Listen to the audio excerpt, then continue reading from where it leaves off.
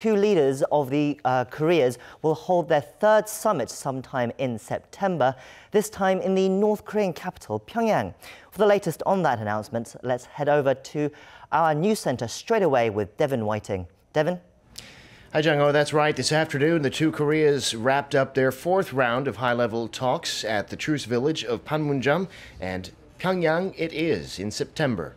Our Oh Jung-hee is on the line from the Foreign Ministry. Actually, she's reporting from the Office for Inter-Korean Dialogue. Jung-hee, what are you hearing?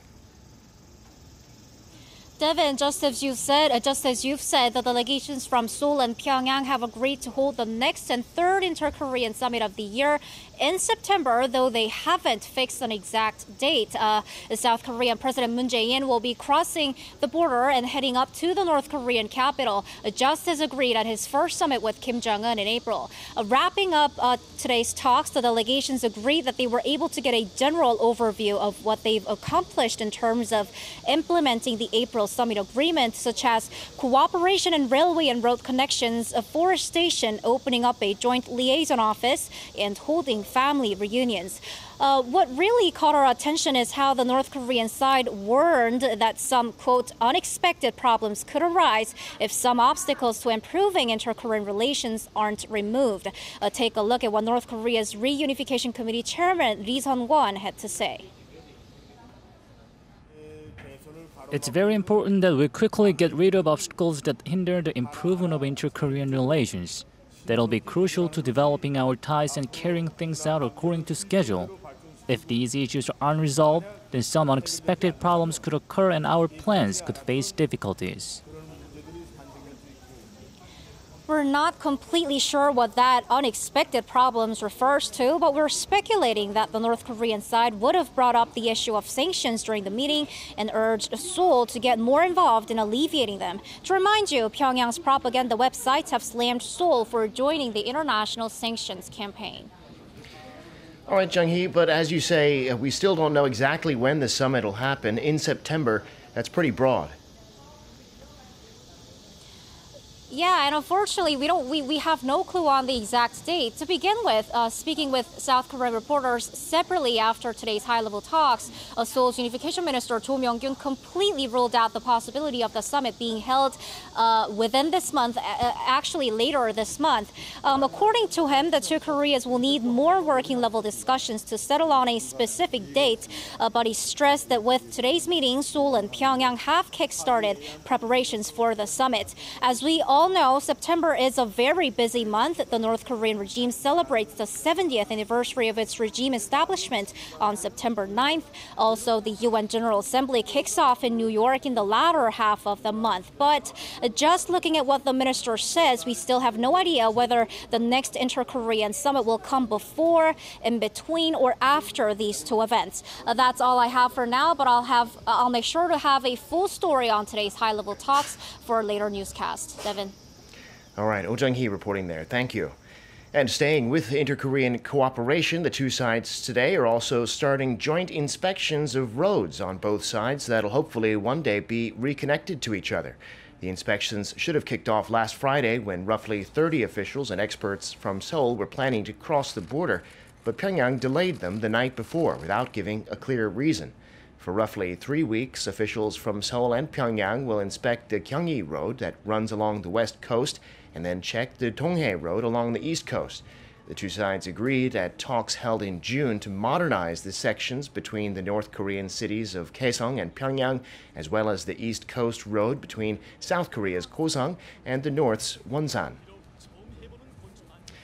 And there's been a breakthrough at South Korea's National Assembly. The floor leaders of the country's three major parties have agreed to stop giving money to lawmakers for so-called special activities. Criticism has been growing among the public because lawmakers have been allowed to spend this money without having to report what they did with it. Kim Min-ji has this report. South Korea's rival parties have decided to do away with the so-called special activity funds that are handed out to lawmakers every month on top of their salaries. The agreement was reached Monday in a meeting between the parliamentary speaker and the floor leaders of the three main parties. Initially, the two biggest parties had agreed to keep the funds, but use them only in cases where they can turn in receipts or documentation. But in the end, they decided to join the minor parties in calling for the controversial funds to be scrapped altogether. I believe this is a bold decision that will go down in the country's political history. The National Assembly will decide quickly how to systematically go about scrapping the funds.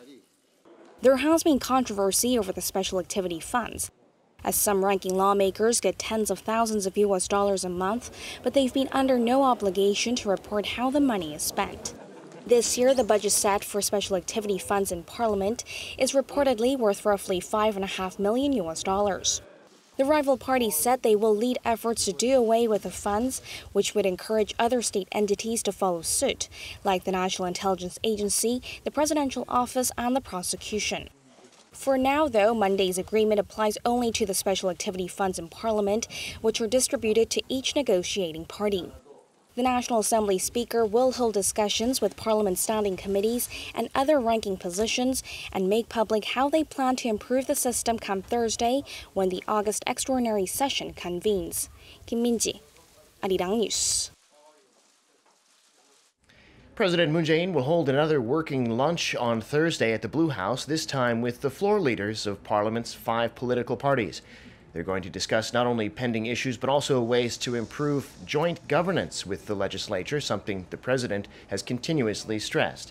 In particular, it's likely they'll talk about how to work together on bills related to the people's livelihoods ahead of the scheduled extraordinary and regular parliamentary sessions. Thursday's lunch will be the 5th President Moon has held with party leaders in general and the 2nd with leaders from the floor. South Korea's Ministry of Patriot and Veterans Affairs revealed last week that it'll inspect several sites in China related to Korea's independence movement to see what condition they're in terms of preservation. Our Hong Yu visited some sites in the city of Harbin to do her own checkup. Harbin, a beautiful city located in northeastern China, is not only a popular tourist hotspot, it was also seen to the historic independence movement led in part by beloved Korean independence activist An Jung-geun. An was the hero who helped wrestle Korea's sovereignty back from Imperial Japan. The dark days of the early 1900s, when Korea was colonized by Imperial Japan, brought An to Harbin with the purpose of murdering Ito Hirobumi, the Japanese supervisor of Korea, or Joseon as it was known at the time. Harbin train station looks a little different today, but it was here in 1909 where An shot Ito, a historic event for South Korea's struggle for independence from Imperial Japan. The platform where it happened was preserved in remembrance of An Jung-geun's bravery until 2015, but it's no longer there. Even the An Jung-geun Memorial Museum that opened in the station in 2014 has been removed. The museum has been temporarily relocated inside Harbin Korean National Art Museum. A lot of people visited the museum, especially South Koreans' interest in An Jung-geun increased, and so the museum was able to let people know why he's such an important figure in our history. That's why we're trying our best to make sure the museum gets its place back when construction is complete. But it remains to be seen whether the museum will get its place back. It will have to wait until reconstruction work is finished in 2020. An stayed in Harbin for 11 days, and during that time he stayed in Kim Sung-baek's house, the leader of Joseon society residing in Harbin, who worked to solve any problems they faced living in the Chinese city.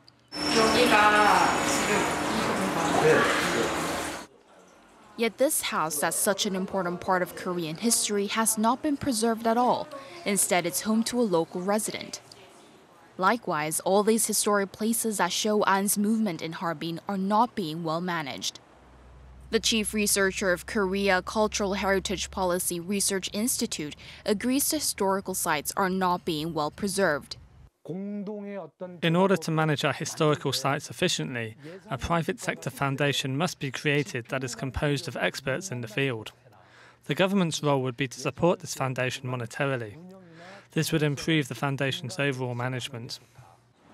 In fact, historical sites in Harbin were mostly taken care of by Korean activists until the early 2000s. Government efforts only started when the public demanded they support the work of Koreans trying to preserve the sites.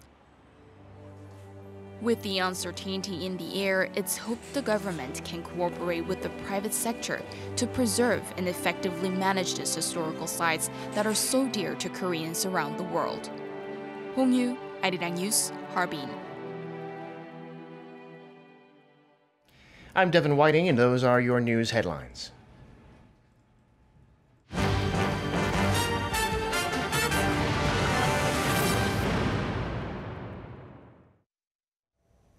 So, it's been announced that the third Moon-Kim Inter-Korean Summit will take place in Pyongyang sometime in September.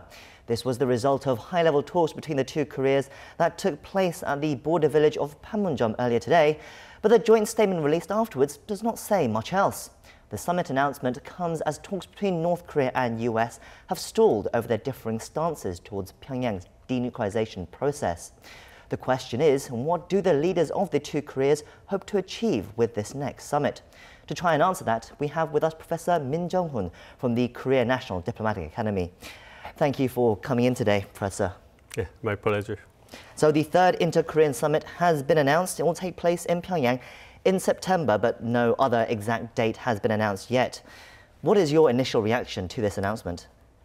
Yes, for the initial response was that the delegations from the two Koreas, they made the progress in terms of holding the third summit, Inter-Korean Summit. But as you mentioned, they failed to have some kind of the agreements on the details of the summits and other things.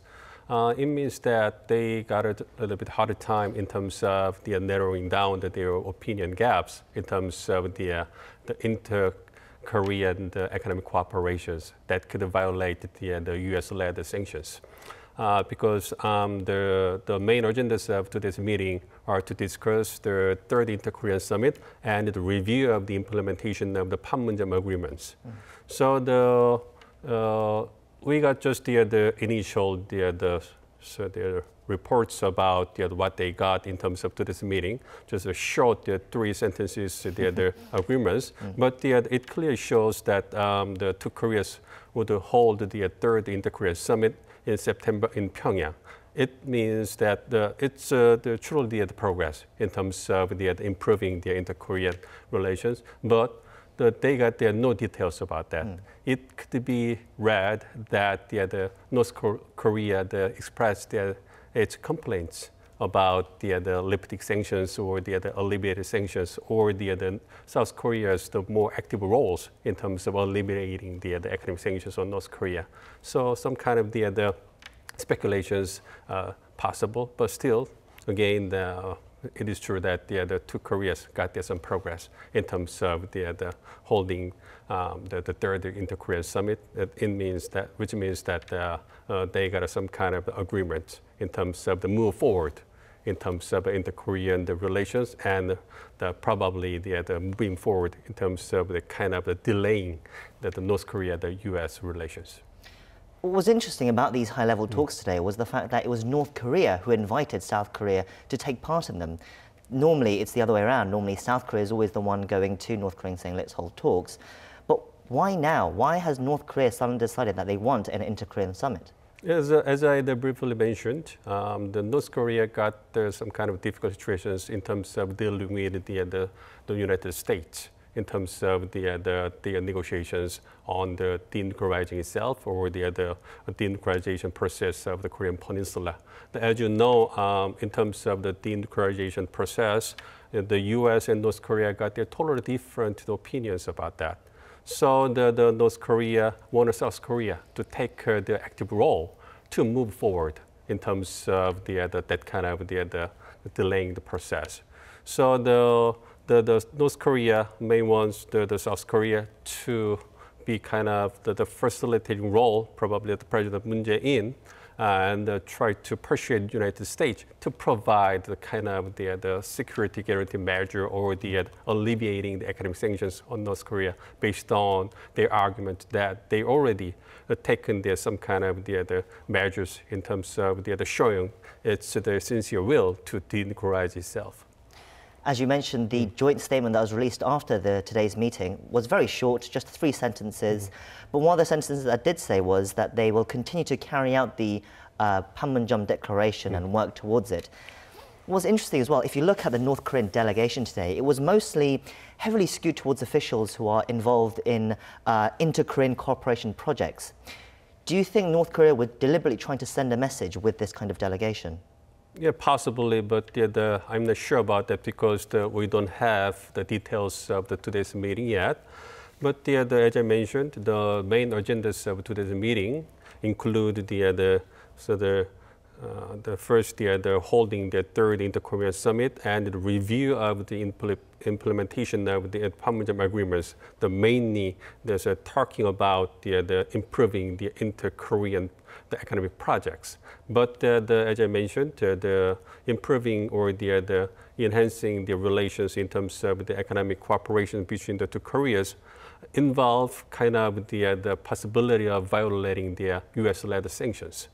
So, as you know, recently the North Korean state media criticized South Korea not to take the active role in terms of the improving the inter-Korean economic projects. So one of the main agendas of today's meeting was to review the implementation of the Panmunjom Declaration. So as you mentioned, today's the delegation from the north included the officials who deal with the inter-Korean cooperations, like the Kim Yoon-hyuk, the Vice Railroad Minister, and Park Ho-young, the Vice Minister for Land and Environmental Protection. So it was expected that in today's meeting, the North Korean delegation wanted to talk much about the inter-Korean cooperation, such as the restoring and the modernizing the railways and roads connecting the Korean Peninsula. So the North Korean delegation that could push its South Korean counterparts to move forward to implement the Panmunjom agreements. But still, as I mentioned, the going forward in terms of the inter-Korean economic cooperations could violate the U.S.-led sanctions that the international community has imposed to North Korea. So South Korea has nothing to do about that, which means that the South Korea has a little that can do for North Korea by itself. And North Korea is well aware of that. But still, North Korea could push South Korea to take more the active roles to get out of the sanctions. So there could be some kind of the opinion gaps in terms of the economic sanctions in today's meeting. So, this kind of situation. So there's a lot to talk about there today, but the fact is that the meeting actually seemed to be very short. We expected it possibly to go into the evening, but it was finished by early afternoon. Is that a good sign or a bad sign? It could go to both sides because in most cases, and when the meeting is over shortly, it means that the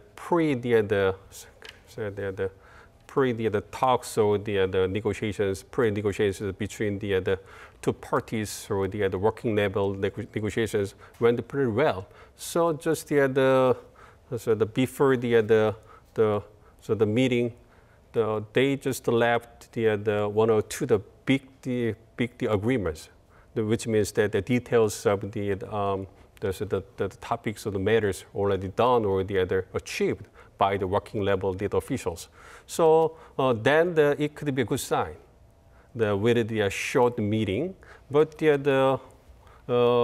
in contrast, it could be a bad sign if they got still the wide or the different opinion gaps. So they just talked, but before the meeting, but they still just affirmed their opinion gaps.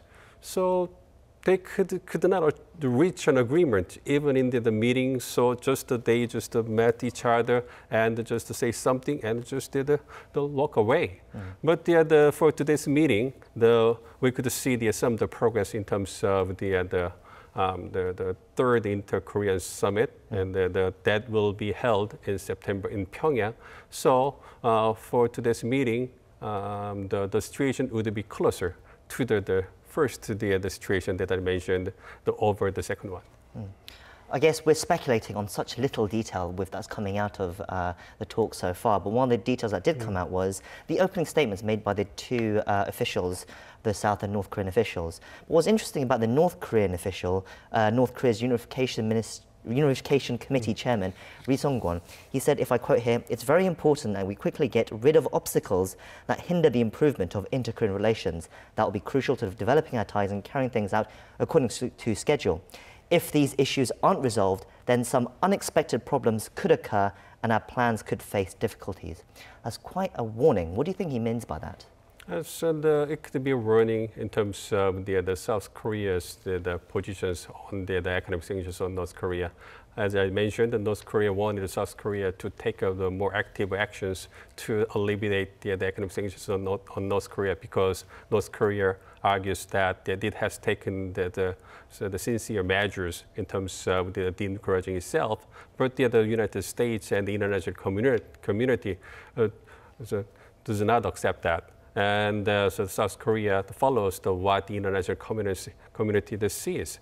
So in today's meeting, the two Koreas just affirmed the opinion gaps on the economic sanctions. So the Ri Song-kwon, the sent the warning to South Korea to take the more active roles in terms of the alleviating the economic sanctions. But I don't think that the warning is too serious and break the negotiation the situation.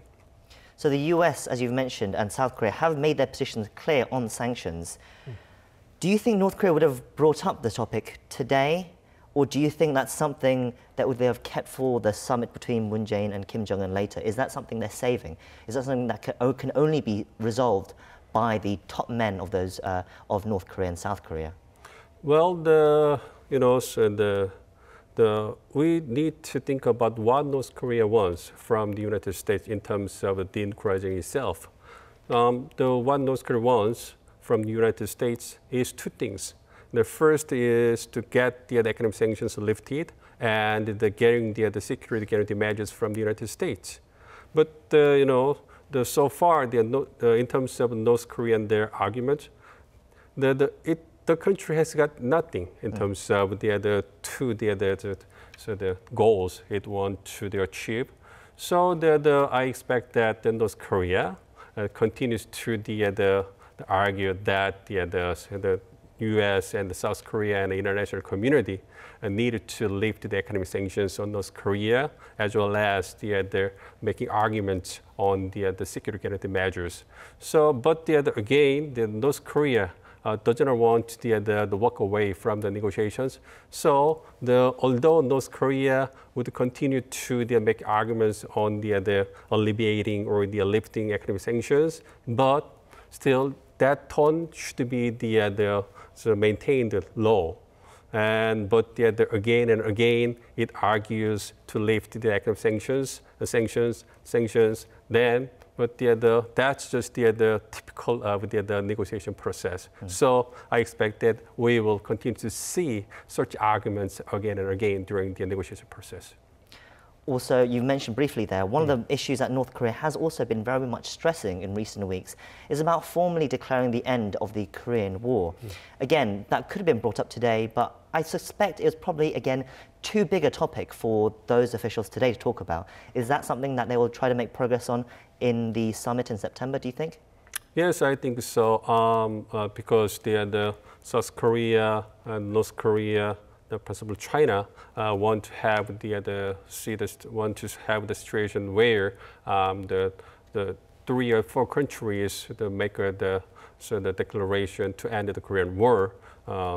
But at this time, United States got a little bit different opinions about that, and the U.S. argues that the U.S. could take such kind of the step only after North Korea takes their kind of the visible measures in terms of de-encouraging itself.